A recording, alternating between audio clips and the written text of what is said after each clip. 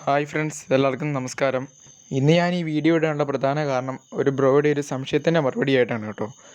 നമ്മൾ ശബരിമലയിൽ പോകുമ്പം ഇരുമുടിക്കെട്ടിനകത്തുള്ള നെയ്ത്തേങ്ങ എന്താണ് ചെയ്യുന്നതെന്നുള്ളതാണ് അദ്ദേഹത്തിൻ്റെ സംശയം. അപ്പോൾ ഇന്ന് ആ കാര്യങ്ങളൊക്കെ ഒന്ന് ഷെയർ ചെയ്യാമെന്ന് വിചാരിച്ചു.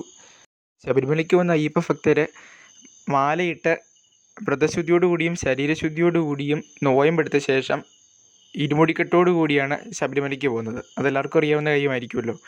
ഇരുമുടിക്കെട്ടുള്ള അയ്യപ്പന്മാർക്ക് 18-ാം പടി കയറാൻ പറ്റുള്ളൂ കേട്ടോ. അയ്യപ്പനെ കണ്ട് മനസ്സ് നിറഞ്ഞ് തൊഴുതിറങ്ങിയ ശേഷം നമ്മൾ ഇരുമുടിക്കെട്ടിലുള്ള നെയ്ത്തേങ്ങ എന്താണ് ചെയ്യേണ്ടതെന്നാണ് പലർക്കുള്ള സംശയം കേട്ടോ. അത് മിക്കവർക്കും അറിയാവുന്ന കാര്യമായിരിക്കും, എങ്കിലും ആദ്യമായിട്ട് പോകുന്നവർക്കും ഒക്കെയുള്ളൊരു സംശയമായിരിക്കും. അതുകൊണ്ടാണ് ഞാൻ ജസ്റ്റ് ഒന്ന് പറയുന്നത് കേട്ടോ. ശബരിമലയിൽ നെയ്യഭിഷേകം നടത്തുന്നത് രാവിലെ 5 മണിക്കാണെന്നുള്ള കാര്യം എല്ലാവർക്കും അറിയാവുന്ന കാര്യമായിരിക്കുമല്ലോ. നമ്മൾ കൗണ്ടറിൽ നിന്നും റെസിപ്റ്റും എടുക്കേണ്ടതാണ് കേട്ടോ. നെയ്യഭിഷേകം നടത്തുന്നവരാണെങ്കിൽ നമ്മൾ വീട്ടിൽ നിന്ന് പ്രത്യേകം ഒരു പാത്രം കൊണ്ടുപോകണം കേട്ടോ. ഒരു സ്റ്റീൽ പാത്രം കൊണ്ടുപോകണം. ശേഷം നമ്മൾ നെയ്ത്തേങ്ങ ഉടച്ച് പാത്രത്തിലേക്ക് നെയ്യ് ഒഴിക്കുന്നു.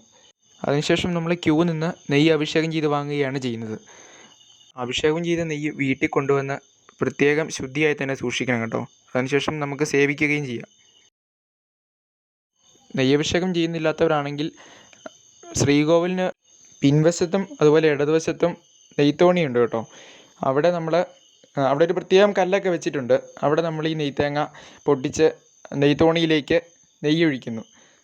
ബാക്കി വരുന്ന 2 തേങ്ങാമുറികളുണ്ടല്ലോ, അതിൽ 3 കണ്ണുള്ള ഭാഗം, അതായത് നമ്മൾ നെയ്യ് നിറച്ച് ഭദ്രമായിട്ട് അടച്ചു വെച്ച ആ ഭാഗം നമ്മൾ ശബരിമലയിൽ തന്നെയുള്ള ആഴിയിൽ എറിയുകയാണ് ചെയ്യുന്നത്.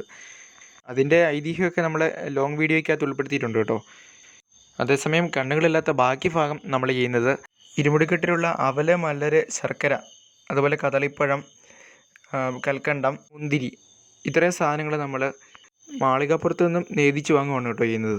മാളികപ്പുറത്ത് പ്രസാദം നേദിക്കണമെങ്കിൽ നമ്മൾ പ്രത്യേകം രസീത് എടുക്കണം കേട്ടോ. അതുപോലെ അവലും മലരൊക്കെ ഇടാൻ വേണ്ടി നമ്മൾ പ്രത്യേകം പാത്രം കൊണ്ടിടണം. ചെറിയൊരു സ്റ്റീൽ പ്ലേറ്റ് മതിയാവും. മാളികപ്പുറത്ത് നേദിച്ച അവലും മലരും വീട്ടിലേക്ക് കൊണ്ടുവന്ന് നമ്മൾ പ്രസാദം ഉണ്ടാക്കുന്നതിൻ്റെ കൂട്ടത്തിൽ നമുക്ക് ആ തേങ്ങാമുറിയും കൂടി കൂട്ടാവുന്നതാണ് കേട്ടോ. ഈ തേങ്ങ തിരിച്ച് കൊണ്ടുവന്നില്ലെങ്കിലും പ്രശ്നമൊന്നുമില്ല കേട്ടോ. അവിടെ തന്നെ നിക്ഷേപിക്കാനുള്ള സൗകര്യമൊക്കെ ഉണ്ട്. അതുപോലെ ഇരുമുടിക്കെട്ടിലുള്ള പനിനീര്, സാമ്പ്രാണി, കർപ്പൂരം എന്നിവ നമുക്ക് മാളികാപ്പുറത്തമ്മയ്ക്ക് സമർപ്പിക്കാവുന്നതാണ് കേട്ടോ. അതുപോലെ മഞ്ഞൾപ്പൊടി നവഗ്രഹങ്ങളുടെ ക്ഷേത്രത്തിലും നാഗദൈവങ്ങൾക്കും സമർപ്പിക്കാവുന്നതാണ്. അപ്പോൾ ഇങ്ങനെയുള്ള ചെറിയ അറിവുകൾ നിങ്ങളിലേക്ക് ഷെയർ ചെയ്യാമെന്ന് വിചാരിച്ചു. അപ്പോൾ വീഡിയോ എല്ലാവർക്കും ഇഷ്ടപ്പെട്ടെന്ന് കരുതുന്നു. ചെറിയ പോരായ്മകളൊക്കെ ഉണ്ടെങ്കിൽ ക്ഷമിക്കുക. അതുപോലെ നിങ്ങൾക്കറിയാവുന്ന അറിവുകൾ കൂടെ കമൻറ്റ് ബോക്സിൽ രേഖപ്പെടുത്തുക.